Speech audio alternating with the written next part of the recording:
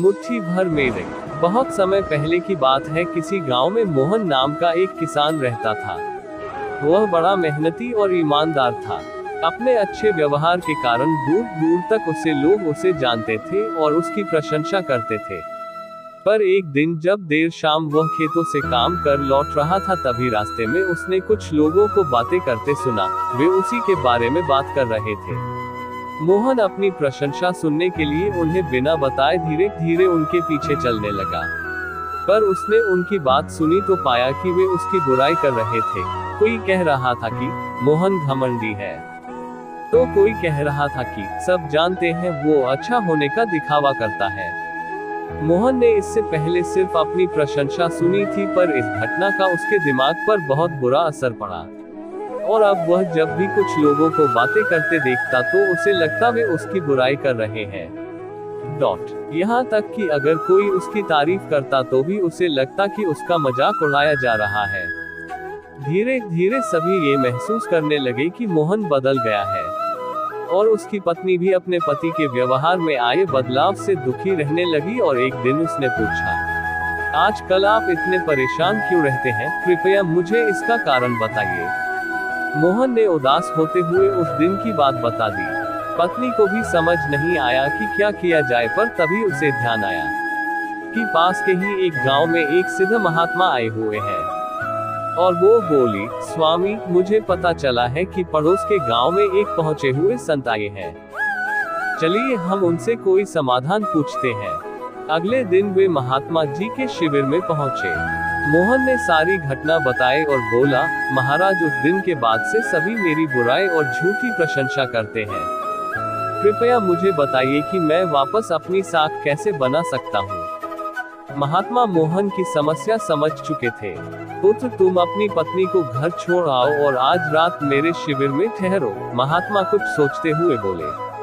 मोहन ने ऐसा ही किया, पर जब रात में सोने का समय हुआ तो अचानक ही मेढकों के टरटर की आवाज आने लगी। मोहन बोला, ये क्या महाराज, यहाँ इतना कोलाहल क्यों है?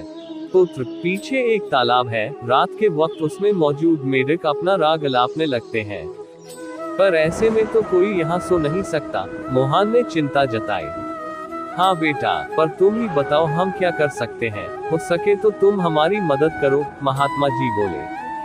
मोहन बोला, ठीक है महाराज, इतना शोर सुन के लगता है इन मेढकों की संख्या हजारों में होगी। मैं कल ही गांव से 50-60 मजदूरों को लेकर आता हूं और इन्हें पकड़कर दूर नदी में छोड़ आता हूं।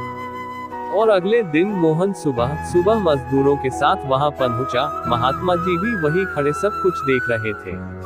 तालाब ज्यादा बड़ा नहीं था। 8-10 मजदूरों ने चारों ओर से जाल डाला और मेढकों को पकड़ने लगे। थोड़ी देर की ही मेहनत में सारे मेढक पकड़ लिए गए। जब मोहन ने देखा कि कुल मिलाकर 50-60 ही मेढक पकड़े गए हैं, तब उसने महात्मा जी से पूछा, महाराज, कल रात तो इसमें हजारों मेढक थे, भला आज वे सब कहाँ चले गए? यहाँ तो बस मुट्ठी भर मेढक ही बचे हैं। महात्मा जी गंभीर होते हुए बोले, कोई मेढक कहीं नहीं गया, तुमने कल इन्हीं मेढकों की आवाज सुनी थी। ये मुट्ठी भर मेढक ही इतना शोर कर रहे थे कि तुम्हें लगा हजारों मेढक टर कर रहे हो। पुत्र, इसी प्रकार जब तुमने कुछ लोगों को अपनी बुराई करते सुना तो भी तुम यही गलती कर बैठे।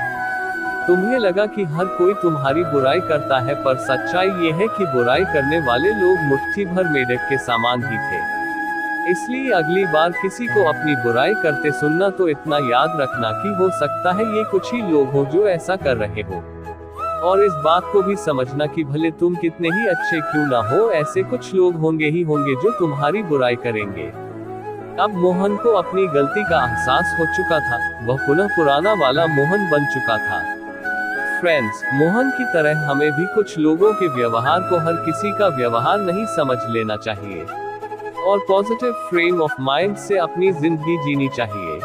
हम कुछ भी कर ले, पर लाइफ में कभी ना कभी ऐसी समस्या आ ही जाती है जो रात के अंधेरे में ऐसी लगती है मानो हजारों मेढक कान में टर कर रहे हो। पर जब दिन के उजाले में हम उसका समाधान करने का प्रयास करते हैं तो वही समस्या छोटी लगने लगती है। इसलिए हमें ऐसी सिचुएशंस में घबराने की बजाय उसका सल्यूशन खोजने का प्रयास करना चाहिए और कभी मुट्ठी भर मेढकों से घबराना नहीं चाहिए।